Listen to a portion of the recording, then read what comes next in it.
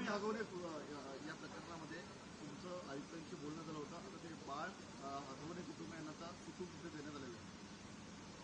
अतिशय दुर्दैवी अशा प्रकारची वैष्णवीची जी घटना आहे, एक प्रकारे मानवतेला काळीमा फासणारी ही घटना आहे.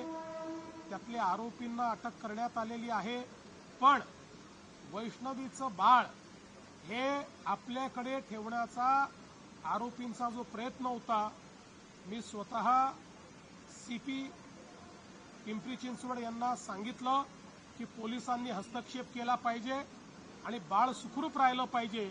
त्या दृष्टीनं पोलिसांनी हस्तक्षेप केलेला आहे आणि हे बाळ वैष्णवीची आई किंवा त्यांच्या घराला ते मिळालेलं आहे. आता ते बाळ वैष्णवीच्या वडिलांकडे म्हणजे आजोबांकडे पोचलेलं आहे.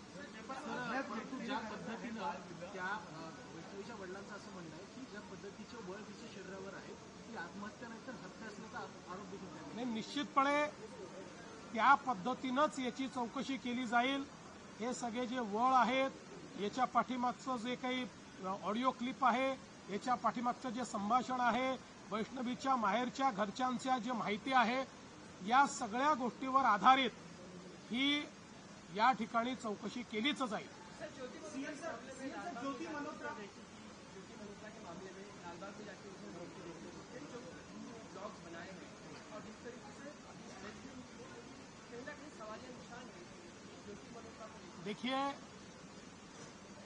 इस प्रकार के लोग व्हाइट कॉलर बनकर किस प्रकार से देशद्रोह करते हैं, ये ज्योति मल्होत्रा के केस में हमको दिखाई पड़ता है.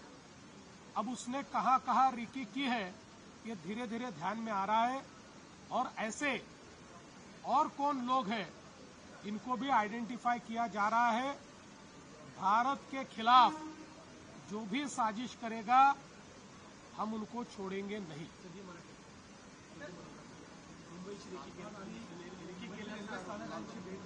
ज्योति मल्होत्रा सारख्या देशद्रोह्यांनी वेगवेगळ्या ठिकाणी रेकी केलेली आहे. त्या संदर्भातली माहिती पोलीस चौकशीत सापडते, एनआयए चौकशीत सापडते.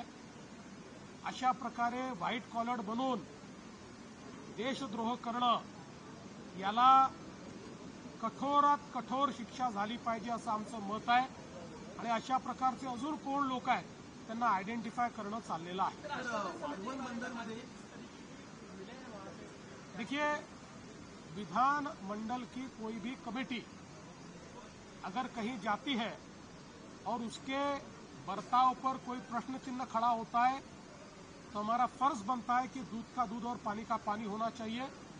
इसलिए हमने ये तय किया है कि इसके बारे में एसआईटी के माध्यम से हम लोग उसकी तफ्तीश करेंगे और साथ साथ हमारे विधानमंडल की अध्यक्ष जी और सभापति जी को मैं निवेदन करूंगा एक एथिक्स कमेटी तैयार करें और उसके माध्यम से भी वो इस पूरे मामले की जांच करे. सर, वाढवण बंदर परिसरामधील ज्या जमिनी आहेत, हजारो एकर जमीन आता परप्रांतीय आणि विकासकांकडून ताब्यात घेतल्याची माहिती समोर येत असून तक्रारी येत आहेत. सिव्हिल ऍक्ट सुद्धा या ठिकाणी उल्लंघन होताना पाहायला मिळत आहे.